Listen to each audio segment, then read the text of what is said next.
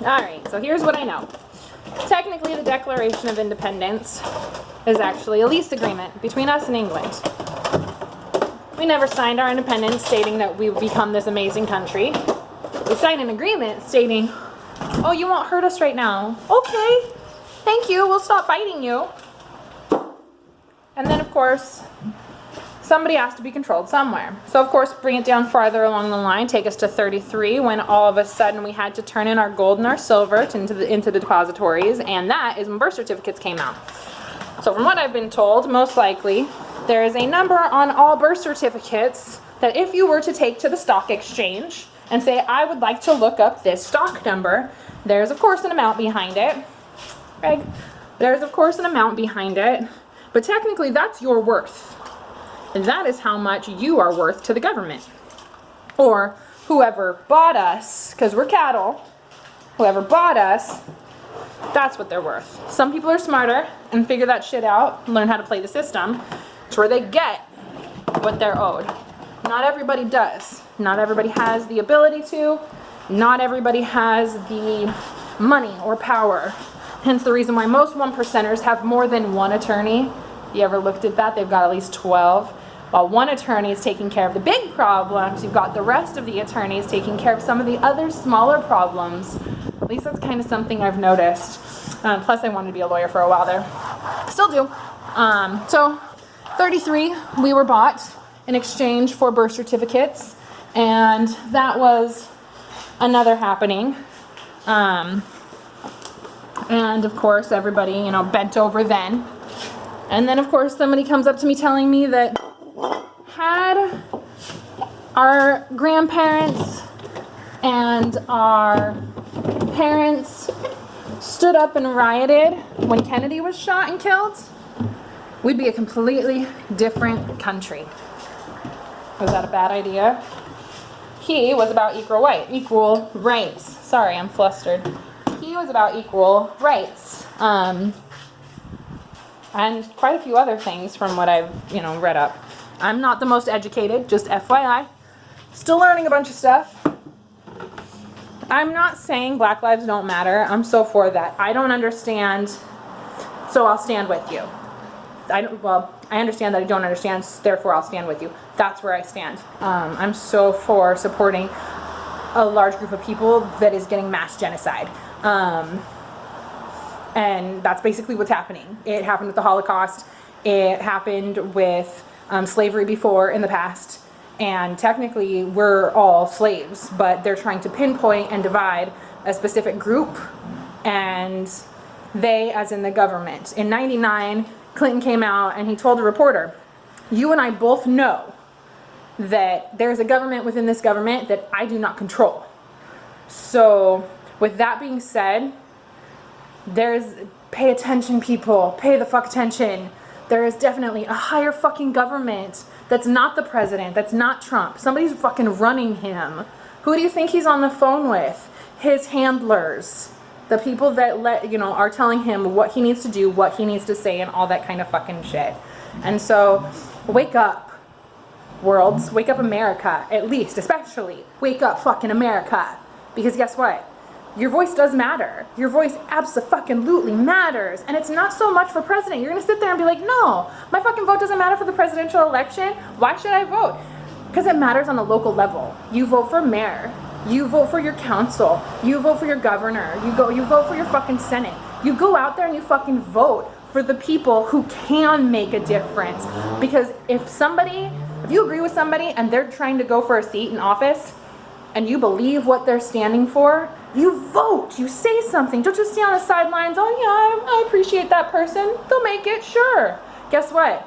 That's where that one vote actually matters. So where you're sitting there thinking that your one vote doesn't, you're wrong. You're absolutely wrong.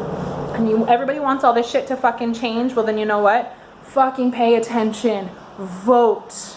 Pay attention to all of your Congress, all of your seats, everything. Pay attention to every little law and rule that's being put into place, because I'll tell you something, there are at least 70 amendments and laws that are not actually finalized. Does anyone know that? Why do we have to follow them if they're not actually finalized? So someone help me out here with some of this bullshit, because I don't understand. I don't understand a lot of government, but they're trying to divide us. They're trying to get us to pinpoint. They're trying to get us to riot because they're trying to instill martial law. And we can't let that happen. Therefore, people are amazing with their peaceful protests and the things that they're actually trying to accomplish. And we need to support that. We need to stand up for that. We need to back that. And we need to speak up. There needs to be masses, and it needs to, they need to come out in full force. People need to wake up, because this is going to continue to happen over and over and over and over and over again. And in the next couple election years, it's going to happen again. There's going to be another illness. There's going to be another death. There's going to be another something that is deterring us from what we're actually supposed to be paying attention to. So TikTok's great. TikTok's amazing. Social media is amazing. It's actually getting people to pay attention and to be community. But you know what?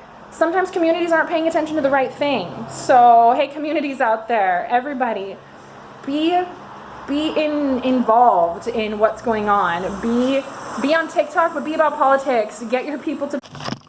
So, I got cut off. But the moral of the story is pay attention and vote. That's basically what it comes down to. There was, I think, a march either yesterday in Hilo. I think I had to work, so I wasn't able to go.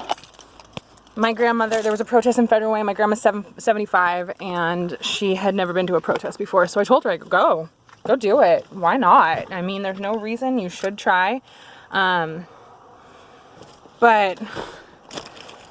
people, use your platforms for good. Use your platforms to educate. There's so many of you that are out there doing it, and I thank you. I thank those of you that actually do pay attention to and that are spreading the word and that are really trying to use their platforms to get other people to stand up and to speak their truth. I'm so thankful for that. And because of that, I'm feeling the gumption to start speaking more about the things that I feel are, injustices that need to be righted, and things that, are wrong need to be righted. But vote. It matters. It matters. Black Lives Matters. Cool riddle that I heard the other day from my grandpa, who was in Vietnam, and he also went to school to be a pastor and then realized how fucked everything is. And he's one of the most politically educated people I know, and I love talking to him about that stuff. But the guy ended up becoming a car salesman and did barbecue, and he pays attention. He pays attention, and he's on a lot of forums, and he's out there speaking his truth and what he's learned, which is awesome. But my grandpa put a riddle up there that said, you walk into a room of 34 people, and then a shooter walks in after you and kills 30 of those people. How many people are still in the room? The answer is 36. There are still 36 people. Doesn't matter what color they are. Doesn't matter man, woman, child. Doesn't matter fat, skinny. Doesn't matter tall or short. People are people. End of story. And no, it's not a Chinese virus. And no, it's not black rioters, and it's not rioters that are out causing all this anarchy and fucking bullshit. And I have 2 cousins that are cops, by the way. I disagree with the police wholeheartedly. And that's because if you have 10 bad cops and 1,000 that are good, but aren't turning in those 10 good cops, you now have 1,010 bad cops. So for those of you cops that are taking a knee and are standing up and saying this is wrong and speaking up and advocating for those that need your type of advocating, thank you. Thank you for that. We need more of that. We absolutely need more of that. So I've gotten off on a couple different tangents. Voting is important, people. Black Lives Matter. Do not let an entire race of people be completely genocide.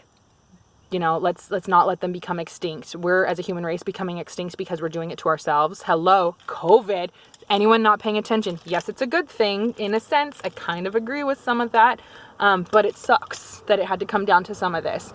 So let's try not to kill off a whole group of people, folks, because that's not fair. That's not right. For every Black life that's lost, I'm sorry, one of us should be lost as well. At least that's just kind of how I see it.